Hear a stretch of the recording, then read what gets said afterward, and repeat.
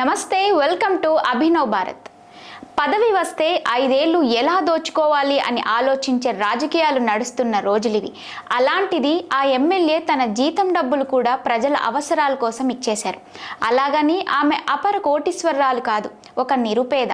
రాజకీయాల్లో ఉన్న ఎంతో మంది నాయకులను ఆలోచింపజేస్తున్న ఆమె దాతృత్వం గురించి ఒక్కసారి తెలుసుకుందాం.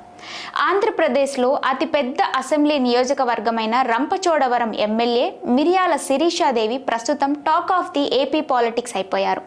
తన నియోజకవర్గంలో ప్రజల కష్టాలను కల్లారా చూసిన ఆమె ఎమ్మెల్యేగా తన తొలి జీతం అందుకోగానే ఆ మొత్తాన్ని గిరిజన ఆసుపత్రుల్లో ఇన్వర్టర్లు, బ్యాటరీలు కొనడానికి విరాళంగా ఇచ్చేశారు. అంతేకాదు, ఆ డబ్బుతో ఆమె దగ్గరుండి బాధ్యతగా ఆ పరికరాలను కొనుగోలు చేసి ఆసుపత్రులకు పంపించారు.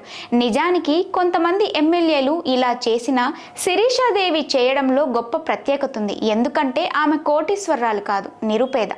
అంగన్వాడీ టీచర్గా పనిచేస్తూ ఎమ్మెల్యేగా పోటీ చేశారు.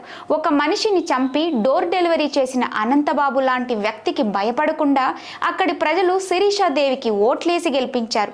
ఆమె అంగన్వాడీ టీచర్గా ఉండగా భర్త తెలుగు యువత నాయకుడు కావడంతో గత ప్రభుత్వంలో ఆమెను వేధించారు. రాజీనామా చేసి వెళ్లిపోయేలా తీవ్ర ఇబ్బందులకు గురిచేసి తమకు కావాల్సిన మనుషులను అనంతబాబు నియమించుకున్నాడు. అదే ఆమెలో పట్టుదల పెంచింది.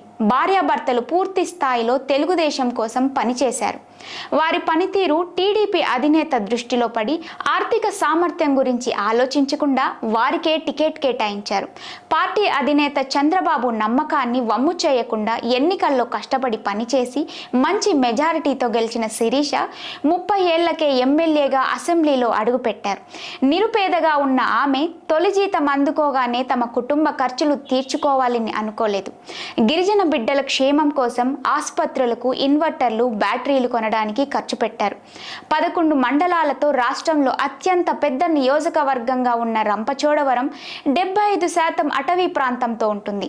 ఈ ప్రాంత ప్రజలు ఎవరైనా రాజమండ్రి, కాకినాడ, ఏలేశ్వరం, రంపచోడవరం, నర్సీపట్నం ప్రభుత్వ ఆసుపత్రుల్లో అనారోగ్యంతో చనిపోతే వారి మృతదేహాలు సొంతూరుకి తీసుకొని వెళ్లాలంటే ఎన్నో వ్యయ ప్రయాసాలు తప్పవు. ఇటీవలే రంపచోడవరం మండలంలో ఒక అంగన్వాడీ మహిళ జీజీహెచ్లో చనిపోగా ఆమె మృతదేహాన్ని స్వగ్రామానికి తీసుకొచ్చేందుకు ఆసుపత్రిలో అంబులెన్స్ అందుబాటులో లేకుండా పోయింది. ఈ విషయాన్ని తెలుసుకున్న శిరీషాదేవి వెంటనే స్పందించి స్వచ్ఛందంగా అంబులెన్స్ను ఏర్పాటు చేసి మృతదేహం గ్రామానికి చేర్చారు. నియోజకవర్గంలో ఇక నుంచి ఎవరూ అంబులెన్స్ అందుబాటు లేక ఇబ్బంది పడకూడదని నిర్ణయించుకొని తన సొంత ఖర్చులతో ఓ అంబులెన్స్ను ఏర్పాటు చేస్తున్నట్లు ప్రకటించారు. ఈ వాహనాన్ని ఆగస్టు 9న ప్రపంచ ఆదివాసీ దినోత్సవం రోజు ప్రారంభిస్తామని తెలిపారు. ఈ పేద ఎమ్మెల్యే పెద్ద మనసును రాజకీయాలకు అతీతంగా అందరూ అభినందిస్తున్నారు. నాయకులారా, మీ పనితనం మీ అధినాయకులకు తెలియజేయాలనుకుంటున్నారు. ప్రజలారా, మీ సమస్యలను మీ నాయకులకు తెలియజేయాలనుకుంటున్నారు. ప్రజా సమస్యల పరిష్కార వేదిక మీ అభినవ్ భారత్.